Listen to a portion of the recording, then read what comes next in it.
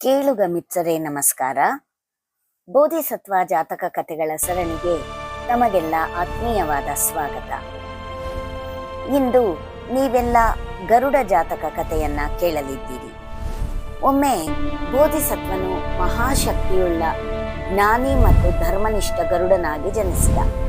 ಗರುಡನು ಪಕ್ಷಿಗಳ ರಾಜನಾಗಿದ್ದು ಅಪಾರ ಶಕ್ತಿ ಮತ್ತು ವೇಗವನ್ನ ಹೊಂದಿದ್ದ.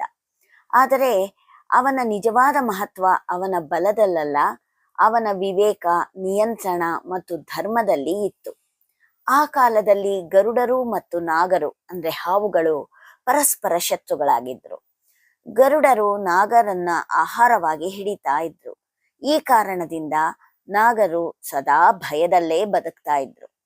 ಗರುಡನಿಗೆ ನಾಗರನ್ನ ಹಿಡಿಯುವಂತ ಶಕ್ತಿ ಇತ್ತು, ಆದರೆ ಆತ ನಿರ್ದಯನಾಗಿರ್ಲಿಲ್ಲ. ಅವನು ಯಾವಾಗಲೂ ಧರ್ಮವನ್ನ ಪಾಲಿಸ್ತಾ ಇದ್ದ.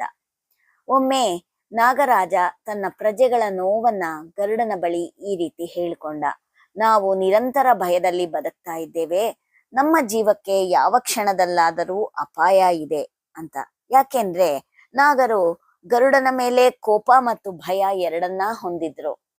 ನಾಗರಾಜ ಒಂದು ದಿನ ಗರುಡನ ಬಳಿ ಬಂದು ಪ್ರಾರ್ಥಿಸಿದ. ಗರುಡರಾಜ, ನೀನು ಪ್ರತಿನಿತ್ಯ ನಾಗರನ್ನ ಬಲಿ ತೆಗೆದುಕೊಂಡರೆ ನಮ್ಮ ಸಂತತಿ ನಾಶವಾಗುತ್ತೆ, ದಯವಿಟ್ಟು ಕೃಪೆ ಮಾಡು ಅಂತ ಕೇಳ್ಕೊಂಡ. ಆಗ ಗರುಡ ಯೋಚನೆ ಮಾಡ್ದ, ನನ್ನ ಶಕ್ತಿಯನ್ನ ಬಳಸೋದು ಕೇವಲ ಜಯಕ್ಕಾಗಿ ಅಲ್ಲ, ದುರ್ಬಲರನ್ನ ರಕ್ಷಿಸೋದು ಕೂಡ ನನ್ನ ಕರ್ತವ್ಯವೇ ಅಂತ ಆತ ತನ್ನ ಬಲವನ್ನ ನಿಯಂತ್ರಿಸಲು ನಿರ್ಧಾರ ಮಾಡ್ದ. ಆಗ ಗರುಡ ನಾಗರಾಜನಿಗೆ ಹೀಗೆ ಉತ್ತರ ಹೇಳ್ದ, ನಾನು ನಿಮ್ಮನ್ನ ನಿರಂತರವಾಗಿ ಬೇಟೆ ಮಾಡೋದಿಲ್ಲ, ನೀವು ಕೂಡ ಧರ್ಮದ ಮಾರ್ಗದಲ್ಲಿ ನಡೆಯಬೇಕು ಅಂತ. ಈ ಮಾತನ್ನ ಕೇಳಿ ನಾಗರಾಜ ಆಶ್ಚರ್ಯಪಟ್ಟ. ಈ ವಿಚಾರವನ್ನು ನಾಗರಾಜ ತನ್ನ ಎಲ್ಲಾ ನಾಗರಿಗೂ ತಿಳಿಸಿದ. ಈ ಮಾತು ಕೇಳಿ ನಾಗರು ಕೂಡ ಆಶ್ಚರ್ಯಪಟ್ಟರು. ಅವರು ಗರುಡನ ಮೇಲೆ ನಂಬಿಕೆ ಇಟ್ಟು ಶಾಂತಿಗೆ ಒಪ್ಪಿದರು. ಆಮೇಲೆ ಗರುಡನು ಅತಿಯಾಗಿ ಬೇಟೆ ಮಾಡಲಿಲ್ಲ. ನಾಗರು ಕೂಡ ಶಾಂತಿಯಿಂದ ಬದುಕೋಕೆ ಪ್ರಾರಂಭಿಸಿದ್ರು. ಅರಣ್ಯದಲ್ಲಿ ಸಮತೋಲನ ಸ್ಥಾಪನೆಯಾಯಿತು. ಈ ಕತೆ ಬಲ ಮತ್ತು ಜವಾಬ್ದಾರಿಯ ಬಗ್ಗೆ ಮಾತನಾಡುತ್ತದೆ. ನಿಜವಾದ ಶಕ್ತಿ ನಿಯಂತ್ರಣದಲ್ಲಿ ಇದೆ. ಬಲಿಷ್ಠನು ದುರ್ಬಲನನ್ನ ರಕ್ಷಿಸಬೇಕು. ದ್ವೇಷಕ್ಕಿಂತ ಶಾಂತಿ ಉತ್ತಮ. ಕರುಣೆ ಮತ್ತು ಧರ್ಮವು ಸಮತೋಲನ ತರುತ್ತದೆ ಅನ್ನೋ ಸಂದೇಶ ಈ ಕಥೆಯಲ್ಲಿ ಅಡಗಿದೆ. ಶಕ್ತಿ ಇದ್ದಾಗ ಅದನ್ನ ಹೇಗೆ ಬಳಸುತ್ತೇವೆ ಅನ್ನೋದೇ ನಮ್ಮ ಮಹತ್ವವನ್ನ ನಿರ್ಧರಿಸುತ್ತೆ.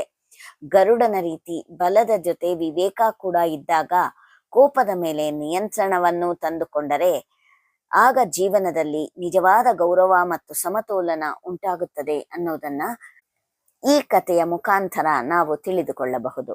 ಕತೆ ಕೇಳಿದ್ದಕ್ಕಾಗಿ ಧನ್ಯವಾದಗಳು. ಇನ್ನಷ್ಟು ಪ್ರೇರಣಾದಾಯಕ ಜಾತಕ ಕಥೆಗಳಿಗಾಗಿ ನಮ್ಮೊಂದಿಗೆ ಇರಿ.